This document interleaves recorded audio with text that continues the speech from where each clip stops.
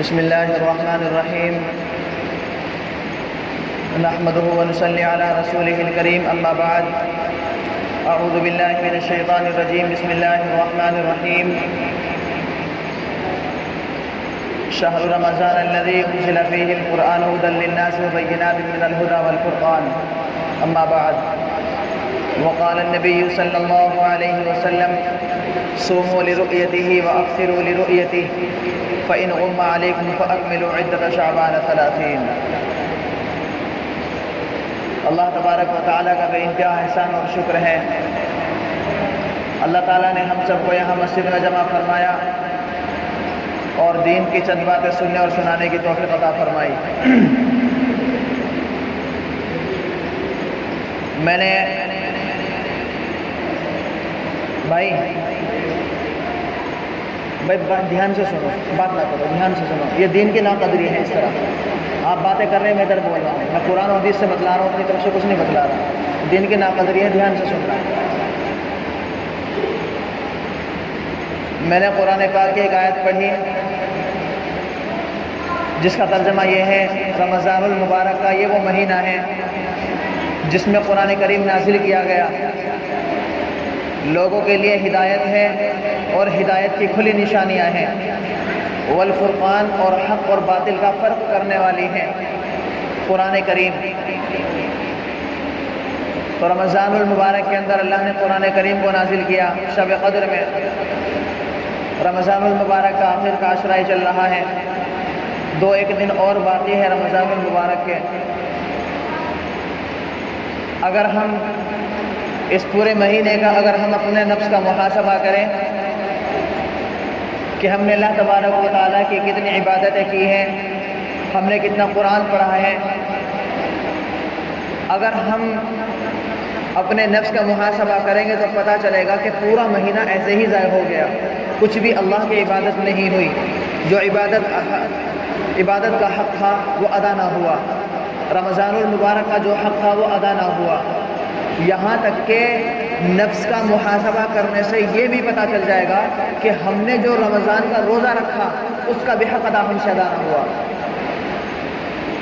ہم یہ سمجھتے ہیں کہ رمضان کا روزہ صرف وہ بھوک اور پیاس کا ہے، ایسا نہیں ہے. رمضان کا روزہ کوئی معمولی چیز نہیں ہے. رمضان کا روزہ جو بندہ رکھتا ہے، حق تعالیٰ و شانہ خود کہتے ہیں: الصوم لی انا اجزا بہ. رمضان کو روزہ میرے لیے ہے، لہٰذا اس کا بدلہ بھی میں خود ہوں. آدمی نماز پڑھتا ہے تو اللہ اس کو جنت عطا کرتا ہے، زکوٰۃ ادا کرتا ہے اللہ اس کے مال کی حفاظت کرتا ہے، صدقہ ادا کرتا ہے تو اللہ تبارک و تعالیٰ آنے والی مصیبتوں کو اللہ اس سے دور کر دیتا ہے. اور رمضان کا روزہ جب بندہ رکھتا ہے تو اللہ تبارک و تعالیٰ خود اس کو مل جاتا ہے. جب اللہ تبارک و تعالیٰ ہمیں خود مل گیا، جنت الفردوس، جنت کی تمام نعمتیں خود بخود ہمیں مل جائے گی. ایک مرتبہ محمود غزنوی نے اپنے جرنیلوں کے سامنے بہت سارے ہیرے جواہرات موتی پھینک دیے اور پھینک کر کے کہا کہ آج جس کو جو چننا ہے چن لو. اور یہ کہہ کر کے محمود غزنوی اپنے محل سے باہر نکل گیا. جب محمود غزنوی چلتا رہا، کچھ دیر کے بعد اس کو محسوس ہوا کہ تیرے پیچھے کوئی آ رہا ہے. اس نے جب پیچھے مڑ کر کے دیکھا محمود غزنوی نے، تو اس نے دیکھا کہ اس کا ایک غلام ایاز نام کا وہ اس کے پیچھے پیچھے آ رہا تھا. محمود غزنوی وہیں رک گئے اور کہا کہ ایاز تم نے کچھ نہیں چنا. ایاز نے جواب دیا محمود غزنوی کو کہ بادشاہ سلامت، مجھے نہ کوئی ہیرے چاہیے، نہ کوئی جواہرات چاہیے، نہ مجھے کوئی موتی چاہیے. مجھے تو موتی نہیں بلکہ موتیوں والا چاہیے. جب موتیوں والا مل جائے گا تو یہ چیزیں خود بخود مجھے مل جائے گی. محمود غزنوی اپنے اس ایاز نامی غلام سے بہت خوش ہوا اور ان سے کہا کہ میں تم سے بہت خوش ہوا تمہارے اس جواب سے. میرے بھائی، رمضان المبارک کا یہ جو مہینہ ہے، یہ مہینہ حقیقت میں اللہ کو پانے کا مہینہ ہے، تقوی اختیار کرنے کا مہینہ ہے. جب ہم تقوی اختیار کریں گے تو آنے والی تمام مصائب، مشکلات، پریشانیاں اللہ دور کر دے گا. ہر مشکل کا حل تقویٰ ہے، اس لیے تقویٰ اختیار کیجیے۔ جب زندگی میں تقویٰ ہوگا، اللہ کا خوف اور خشیت الہی ہوگی، تو کوئی چیز انسان کو ڈرا نہیں سکتی سوائے اللہ وحدہ لا شریک لہ کے۔ رمضان کا یہ وہ مہینہ جس میں قرآن کریم نازل کیا گیا، قرآن کریم کو ہم نے پش پشت ڈال دیا، قرآن کریم کی ہم کوئی تلاوت نہیں کرتے، اور پھر کہتے ہیں کہ ہمارے اوپر مصیبتیں آ رہی ہیں۔ کیوں نہ مصیبتیں آئیں، نمازوں سے بہت زیادہ دور ہے، نمازوں کے قریب نہیں ہے۔ رمضان کا پورا مہینہ ہی رحمتوں والا مہینہ ہوتا ہے۔ رمضان کا مہینہ جس وقت شروع ہوتا ہے، بندوں کے دلوں کے اندر ایک ایسا جوش بھر جاتا ہے اللہ کی عبادت کا کہ جوق در جوق مسجدیں بھر جاتی ہے۔ لیکن یہ دیکھا جاتا ہے کہ رمضان کا 15 جو رمضان کا پہلا عشرہ اور دوسرا عشرے کے 5 دن اس میں جوش فل رہتا ہے، اس کے بعد سے ڈاؤن شروع۔ افسوس کی بات ہے مسلمانوں کے اوپر، رمضان کا مہینہ آتا ہے تو مسجدیں بھر جاتی ہیں، اور اس مرتبہ تو انتہا یہ ہو گئی مسلمانوں کے بے شرمی کی کہ مسجدیں اب بھی خالی ہیں۔ پھر کہتے ہیں کہ مسلمانوں کے اوپر ظلم و تشدد کے پہاڑ توڑے جا رہے ہیں، پھر کہتے ہیں کہ مسلمانوں کے اوپر یہ فلاں حکومت فلاں حاکم ظلم کر رہے ہیں۔ میرے بھائی، حقیقت یہ ہے کہ مسلمانوں کے اوپر نہ کوئی ظلم کرتا ہے۔ اگر مسلمانوں کے اوپر کوئی ظلم کرتا ہے تو مسلمان خود اپنے اوپر ظلم کرتا ہے۔ حضرت آدم علیہ السلام جب جنت میں تھے، اللہ تبارک و تعالیٰ نے حضرت آدم علیہ السلام کو یہ کہا تھا، فَلَا تَقْرَبَا هَٰذِهِ الشَّجَرَةَ، اس درخت کے قریب نہ جانا، اس درخت کو نہیں چھونا، اس درخت کو نہیں کھانا۔ لیکن حضرت آدم علیہ السلام نے جنت میں اس درخت کو کھا لیا تھا۔ جب اللہ نے حضرت آدم کو منع کیا، منع کرنے کے باوجود حضرت آدم نے اللہ کی نافرمانی کی، وہ نافرمانی ہوئی، اس کی سزا اللہ نے کیا دی؟ حضرت آدم علیہ السلام سے اور حضرت اما حوا علیہ السلام سے جو انہوں نے کپڑے پہنے ہوئے تھے فوراً ان کو برہنہ کر دیا، ننگے ہو گئے، اپنے بدن کو چھپانے کے لیے ادھر ادھر دوڑ رہے ہیں۔ لیکن حضرت آدم علیہ السلام کو اللہ نے دنیا میں بھیج دیا۔ 300 سال تک حضرت آدم علیہ السلام روئے، تب جا کے اللہ نے دعا قبول کی۔ حضرت آدم علیہ السلام نے کیا کہا؟ ربنا ظلمنا انفسنا وان لم تغفر لنا وترحمنا لنكونن من الخاسرین، اے ہمارے رب، ہم نے اپنے اوپر ظلم کیا، ہم نے اپنے اوپر ظلم کیا، وان لم تغفر لنا، اگر آپ ہماری بخشش نہیں کریں گے، وترحمنا، اور ہم پر رحم نہیں کریں گے، لنكونن من الخاسرین، تو ضرور بھی ضرور ہم خسارے والوں میں سے ہو جائیں گے، نقصان اٹھانے والوں میں سے ہو جائیں گے۔ تو افسوس کا مقام ہے مسلمانوں کے اوپر۔ پھر کہتے ہیں کہ فلاں حاکم ہمارے اوپر ظلم کر رہا ہے۔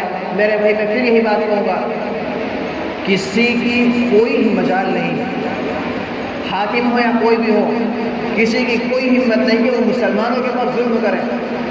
مسلمان قوم بہادر قوم ہوتی ہے، بزدل نہیں ہوتی، لیکن مسلمانوں نے اپنے آپ کو بزدل بنا لیا ہے۔ کتنے واقعات ایسے ہیں، جب کبھی ہمارے ملک بھارت میں انگریزوں کی حکومت تھی، اس وقت کسی نے انگریز سے پوچھا کہ آپ زیادہ مسلمانوں کو بھرتی فورس میں کیوں کرتے ہو؟ اس انگریز نے بھی یہی جواب دیا تھا کہ مسلمان بہادر قوم ہوتی ہے، اس لیے ہم مسلمانوں کو زیادہ بھرتی کرتے ہیں۔ تو میرے بھائی، ظلم تو ہم خود اپنے اوپر کر رہے ہیں۔ قرآن کریم کی تلاوت نہیں، نمازوں سے بہت زیادہ دور ہے، روزہ رکھتے ہیں تو روزوں میں روزہ رکھ لیا، سمجھ لیا بھوک اور پیاس کا روزہ ہے، آنکھوں کا بھی روزہ ہوتا ہے، کانوں کا بھی روزہ ہوتا ہے، ہر جسم کے ہر اعضاء کا روزہ ہوتا ہے، صرف بھوک اور پیاس کا روزہ نہیں ہوتا۔ اور پھر رمضان کا مہینہ جب داخل ہوتا ہے، اذا دخل عن ابی ہریرہ رضی اللہ تعالی عنہ قال قال رسول اللہ صلی اللہ علیہ وسلم اذا دخل رمضان فتحت ابواب الجنہ وغلقت ابواب جہنم وسلسلت الشیاطین۔ حضرت ابو ہریرہ رضی اللہ تعالی عنہ سے روایت ہے، وہ فرماتے ہیں نبی کریم صلی اللہ علیہ وسلم نے ارشاد فرمایا، جب رمضان کا مہینہ داخل ہوتا ہے، رمضان کا مہینہ آتا ہے، تو اللہ تعالیٰ جنت کے دروازوں کو کھول دیتا ہے، جہنم کے دروازوں کو بند کر دیتا ہے، اور شیاطین کو ہتھ کڑیوں میں ڈال دیتا ہے۔ تو رمضان کا جو مہینہ ہوتا ہے اس میں اللہ تبارک و تعالیٰ کی اتنی رحمتیں اپنے بندوں کے اوپر متوجہ ہو جاتی ہیں کہ بندے جو اللہ کی عبادت کی طرف متوجہ ہو جاتے ہیں۔ لیکن عید کی نماز کے بعد اس کے بعد کیا ہوتا ہے؟ پھر وہی مسجد خالی کی خالی رہ جاتی ہیں۔ مسجدیں بھی یہ کہتی ہوں گی کہ اے رب، رمضان کا مہینہ گیا ہے یا مسلمان گئے ہیں؟ رمضان کا مہینہ تو گیا ہے، رمضان کا مہینہ چلا گیا، مسلمان تو کیوں کہ تو یہی ہے، مسلمان تو کہیں نہیں گئے۔ ایسے مسلمانوں پر لعنت ہے، اور لعنت اللہ کی رحمت سے دوری کو کہتے ہیں۔ تو حقیقت یہ ہے کہ ہدایت کا فیصلہ اللہ کے ہاتھوں میں ہے۔ حضرت شیخ سعدی رحمۃ اللہ علیہ نے لکھا ہے، منت منے کے خدمت سلطان ہمیں کنی، احسان مت جتلا کے بادشاہ کی خدمت کرتا ہے تو۔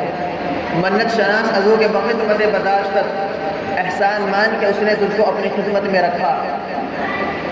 اگر ہم نے کسی غریب کی مدد کی، ہم نے کسی یتیم کی مدد کی، کسی غریب کے گھر جا کر کے ہم نے اس کا حال چال دریافت کیا کہ تمہارے گھر کے حالات کیسے ہیں، تمہاری گھر کی زندگی کیسے گزر رہی ہے، کیا یہ ثواب کا کام نہیں ہے؟ پھر ہم نے اس کے گھر جا کر کے ان کی تعاون کی، مدد کی، تو اللہ تبارک و تعالیٰ کتنے خوش ہوں گے اپنے اس بندے سے جو غریبوں کی مدد کرتا ہے، یتیموں کے سروں پر ہاتھ پھیرتا ہے۔ میرے بھائی، حقیقت یہ ہے کہ کبھی کبھی ایسا ہوتا ہے کہ کچھ نیکی کے کام ایسے ہوتے ہیں جن کو ہم یہ سمجھتے ہیں کہ بہت چھوٹا ہے، یہ کیا، یہ اس سے کیا ہوگا، اس کو کرنے سے، ایسے خیالات آتے ہیں۔ لیکن اللہ تبارک و تعالیٰ بسا اوقات اسی نیکی کی بدولت اس کو معاف کر دیتا ہے۔ تو رمضان کا یہ مہینہ ایسا مبارک مہینہ ہے، اللہ کو منانے کا مہینہ ہے۔ اور ابھی ایک بات میں آپ سے ذکر کر دوں، دیکھیے ابھی میں نے ایک بات ذکر کی کہ ہمارے اعمال جیسے ہوں گے ویسے ہمارے اوپر حالات اور حاکم مسلط ہوں گے۔ ابھی رمضان کے پہلے عشرے میں مسلمانوں کے اوپر کہیں کہیں ظلم ہوئے، اس میں بھی ہماری ہی غلطی ہے۔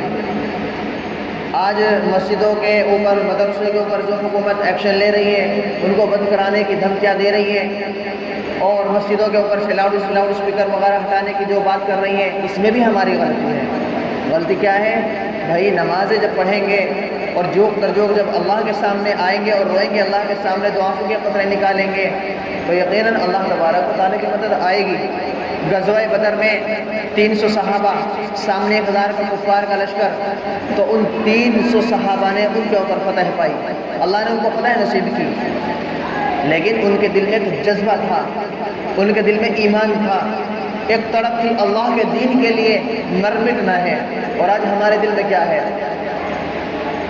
آج کتنے مسلمان آج دیکھنے میں آ رہا ہے کہ مرتد ہوتے جا رہے ہیں، اپنے ایمان کو بدلتے جا رہے ہیں۔ میرے بھائی، لعنت ہے ایسے مسلمانوں پر، ایسے زندگی جینے کا کیا فائدہ؟ قبر میں جانا ہے، اللہ کے سامنے کل قیامت کے دن کھڑا ہونا ہے، اللہ کو کیا جواب دو گے قیامت کے دن؟ وہاں نبی کریم صلی اللہ علیہ وسلم بھی موجود ہوں گے، پورے حضرت آدم علیہ السلام سے لے کر کے اس امت تک تمام پوری کائنات ہوگی۔ جب وہاں ذلت کا سامنا کرنا پڑے گا، جب ہم دنیا کی ذلت ہم برداشت نہیں کر پاتے، تو اللہ کی وہاں میدان محشر میں کیسے ذلتیں برداشت ہوگی؟ سوچو اور تصور کرو، دنیا کی تکلیف ہم سے برداشت نہیں ہوتی تو اللہ کی تکلیف کیسے برداشت ہوگی؟ حضرت بلال حبشی رضی اللہ تعالی عنہ، جو آج کے جو دور کے حالات ہیں، کچھ لوگ کہہ رہے ہیں کہ اپنا مذہب تبدیل کر لیجئے، تو ہم کچھ نہیں کہیں گے۔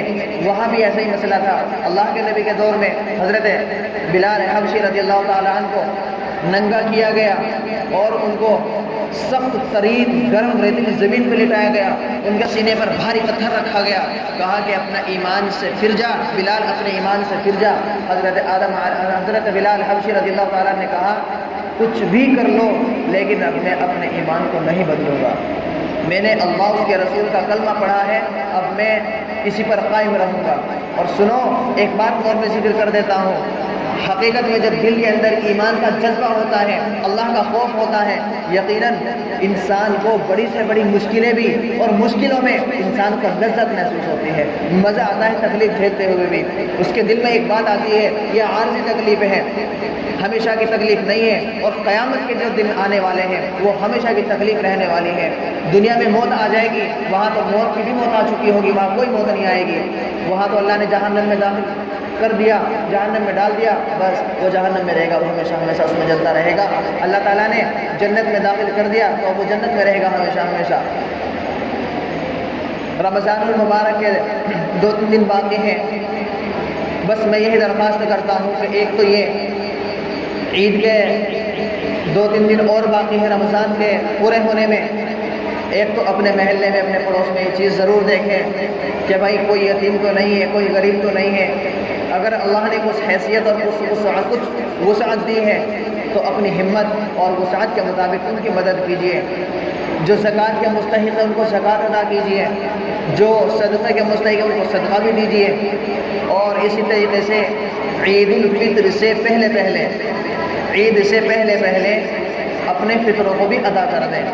عید سے پہلے اپنے فطروں کو ادا کرنا مستحب ہے، عید کے بعد بھی ادا ہو جائیں گے، ادا کر سکتے ہیں، لیکن جو ثواب عید سے پہلے کا ہے وہ ثواب عید کے بعد نہیں مل سکتا، کیونکہ رمضان کا مہینہ اور رمضان کے مہینے میں جو نیکی ہوتی ہے اللہ تبارک و تعالیٰ اس کو بڑھا دیتا ہے، 70 گنا تک اللہ تعالیٰ اس اجر کو بڑھا دیتا ہے۔ ایک نفل کا ثواب ایک فرض کے برابر اللہ نے کر دیا ہے، ایک فرض کا ثواب اللہ تعالیٰ نے 70 فرضوں کے برابر کر دیا ہے غیر رمضان کے۔ تو میرے بھائی اور کیا چاہیے؟ اللہ تبارک و تعالیٰ تو دینا چاہتے ہیں ہمیں، اللہ تعالیٰ تو ہماری مدد کرنا چاہتے ہیں، لیکن ہم ہی اللہ کی مدد لینا نہیں چاہتے، ہم ہی اللہ سے مانگنا نہیں چاہتے۔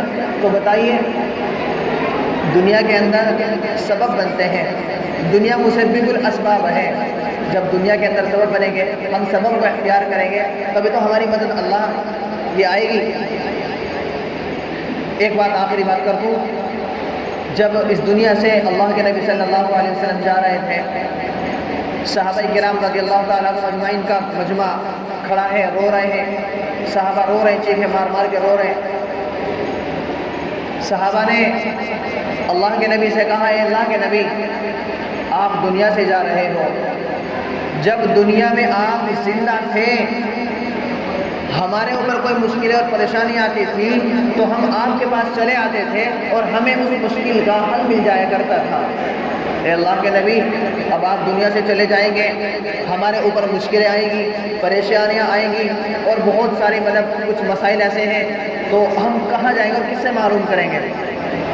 اللہ کے نبی صلی اللہ علیہ وسلم نے صحابہ سے کہا، اے میرے صحابہ تمہیں ڈرنے اور گھبرانے کی ضرورت نہیں ہے، جب میں دنیا میں زندہ تھا تو تم میرے پاس میں آیا کرتے تھے، لیکن میں دنیا سے جا رہا ہوں تو 2 چیزیں چھوڑ کر کے جا رہا ہوں، اس کو مضبوطی سے پکڑ لینا، کوئی بھی مشکل آئے تو ان 2 چیزوں میں غور کر لینا۔ وہ 2 چیزیں کیا ہے؟ کتاب اللہ یعنی قرآن کریم، اور دوسری چیز ہے سنت رسول اللہ صلی اللہ علیہ وسلم۔ یہ دونوں چیزیں ہم سے فوت ہو چکی ہیں، یہ دونوں چیزیں ہم سے فوت ہو چکی ہیں۔ جب دونوں چیزوں کو ہم نے اپنے پس پشت ڈال دیا تو بتائیے اب کہاں سے اللہ کی مدد آئے گی؟ کیسے ہم اللہ کی مدد کی ہم توقع رکھ سکتے ہیں جب ہم نے سبب چھوڑ دیا؟ ہمیں پیاس لگتی ہے تو ہم پانی پیتے ہیں، ہمارے پیاس ختم ہونے کا پانی سبب بنا، ہم نے پانی پیا تو سبب پانی بنا، پیاس ختم ہو گئی۔ بھوک لگی، ہم نے کھانا کھایا، بھوک کے ختم ہونے کا سبب کھانا بنا۔ اسی طریقے سے اللہ کی مدد کا سبب اور ذریعہ یہ نماز اور قرآن سنت رسول اللہ ہے۔ تو میرے بھائی سب سے پہلی چیز دیکھیے، رمضان کا مہینہ ہو یا غیر رمضان کا مہینہ ہو، 5 وقت نمازوں کی پڑھنے کی کوشش کریں۔ دوسری چیز یہ کہ اس چیز کا خیال رکھیں کہ اپنے پڑوس میں کوئی بھوکا تو نہیں سوتا، کوئی پیاسا تو نہیں سوتا، کسی کو کسی چیز کی حاجت تو نہیں ہے، اس کی مدد کریں، اس چیز کی کوشش کریں۔ تیسری چیز یہ، اللہ کے نبی صلی اللہ علیہ وسلم ایک مرتبہ عید کی نماز کے لیے جا رہے تھے تو اللہ کے نبی نے دیکھا کہ ایک بچہ ایک سائیڈ میں بیٹھا ہے اور 3-4 بچے ایک طرف کھیل رہے ہیں۔ اللہ کے نبی نے دیکھا اس بچے کو، وہ رو رہا ہے۔ اللہ کے نبی اس بچے کے پاس میں گئے اور اس سے جا کے پوچھا کہ بیٹا تم کیوں روتے ہو؟ اس بچے نے جواب دیا کہ اللہ کے نبی میرے نہ ماں ہے نہ باپ ہے، میں تو یتیم ہوں۔ اور اس نے گندے کپڑے پہنے ہوئے تھے، صاف بھی نہیں تھے۔ اللہ کے نبی نے کہا اچھا بیٹا چلو تم میرے ساتھ چلو، گھر چلو۔ ہمارے نبی اس بچے کو اپنے گھر لے گئے اور اماں عائشہ صدیقہ رضی اللہ عنہا سے کہا کہ اے عائشہ اس بچے کو نہلا دھلا کر کے اچھے کپڑے پہنا دو۔ حضرت عائشہ نے نہلا دھلا کر کے اچھے کپڑے پہنا دیے، اور پھر ہمارے نبی صلی اللہ علیہ وسلم نے اس بچے کو اپنے کاندھوں پر بٹھایا اور بٹھا کر کے باہر نکلے۔ وہ جو چند بچے کھیل رہے تھے، جب انہوں نے دیکھا کہ یہ جو رونے والا بچہ تھا یہ صاف ستھرے کپڑوں میں ہے، اور اللہ کے نبی نے، تمام نبیوں کے سردار نے، پوری کائنات جس کے وجود میں آئی، ہمارے نبی صلی اللہ علیہ وسلم نے اس بچے کو اپنے کاندھوں پر بٹھایا ہوا ہے۔ وہ بچے رونے لگ گئے اور کہا کہ کاش ہم بھی یتیم ہوتے، اور ہمارے نبی نے اس بچے سے کہا کہ بیٹا آج کے بعد سے محمد تمہارا باپ ہے اور عائشہ تمہاری ماں ہے۔ ان بچوں نے کہا کہ کاش ہم بھی یتیم ہوتے، محمد ہمارے ابا ہوتے اور عائشہ ہماری اماں ہوتی۔ کتنا خوش نصیب ہے۔ اس واقعے سے یہ دیکھو کہ اللہ کے نبی نے یتیموں کی کتنی اہمیت دلائی ہے۔ دنیا میں چند نیکی کر لو، کچھ تھوڑی سی مشقت برداشت کر لو، یہ قیامت میں کام آنے والی ہے، جو ہمیشہ ہمیشہ کی زندگی وہاں کام آنے والی ہیں یہ چیزیں۔ بس دعا فرمائیں، جو باتیں ہوئی اللہ تبارک و تعالیٰ ان باتوں پر کہنے سننے سے زیادہ عمل کی توفیق عطا فرمائیں۔ میرے بھائی دیکھو نمازوں کی پابندی، دوسری چیز یہی اپنے محلے پڑوس میں اس چیز کا خیال رکھیں کہ کسی کو کسی چیز کی حاجت تو نہیں ہے، ضرورت تو نہیں ہے، اس کا خیال رکھیں۔ تیسری چیز یہ رمضان کے 2-3 دن اور باقی ہیں، ان میں اللہ سے خوب مانگو، پوری امت مسلمہ کے لیے دعا کریں، اور اپنے بالخصوص ملک بھارت کے مسلمانوں کے لیے دعا کریں، مدارسوں کے لیے، مساجدوں کے لیے، کس طریقے سے مسلمانوں کو اور ان تمام مدارس مساجدوں کو کس طرح ختم کرنے کی باتیں کہی جا رہی ہیں۔ دیکھو ایک بات میں کہتا ہوں، چاہے وہ کافر ہو، مشرک ہو، منافق ہو یا وہ مسلمان ہو، سب کے دل اللہ کے قبضے میں ہیں، سب کے دل اللہ کے قبضے میں ہیں۔ اللہ تعالیٰ دل میں جو بات ڈالتا ہے وہ بندہ ہو کر گزرتا ہے۔ تو یہ آج کے دور کے جو حاکم ہیں یہ ظالم نہیں ہیں، ہم خود ظالم ہیں۔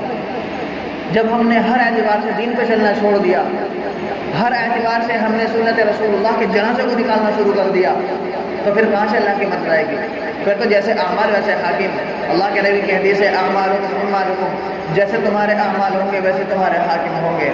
تو میرے بھائی جیسے ہمارے اعمال، جیسے ہم اپنے اعمال کر رہے ہیں، ہمارے اعمال آسمان پہ چڑھ رہے ہیں اور آسمان سے اسی کے عوض میں ویسے حالات زمین پہ اتر رہے ہیں، اور آج ہم کہتے ہیں کہ فلاں حاکم ہمارے پر ظلم کر رہا ہے۔ کوئی بھی ظلم نہیں کر رہا۔ حضرت آدم علیہ السلام نے کیا کہا تھا اللہ تبارک و تعالیٰ سے؟ ربنا ظلمنا انفسنا، اے ہمارے رب ہم نے اپنے اوپر ظلم کیا۔ اللہ کا حکم ہے نماز پڑھو، اقیموا الصلاۃ، نماز قائم کیجیے، وآتوا الزکاۃ، زکوٰۃ ادا کیجیے۔ تو بتائیے اللہ کی نافرمانی بھی ہو رہی ہے اور کیا ہو رہا ہے؟ حضرت آدم علیہ السلام کو اللہ نے کہا تھا کہ وہ درخت نہیں کھانا ہے، انہوں نے کھایا، اللہ کی نافرمانی ہوئی، زمین پہ بھیج دیا۔ پھر حضرت آدم نے کیا کہا؟ ربنا ظلمنا انفسنا، اے ہمارے رب ہم نے اپنے اوپر ظلم کیا۔ تو ہم اپنے اوپر خود ظلم کر رہے ہیں، کوئی ہمارے اوپر ظلم نہیں کر رہا، اور نہ ہمارے اوپر کسی کی ظلم کرنے کی ہمت اور مجال ہے۔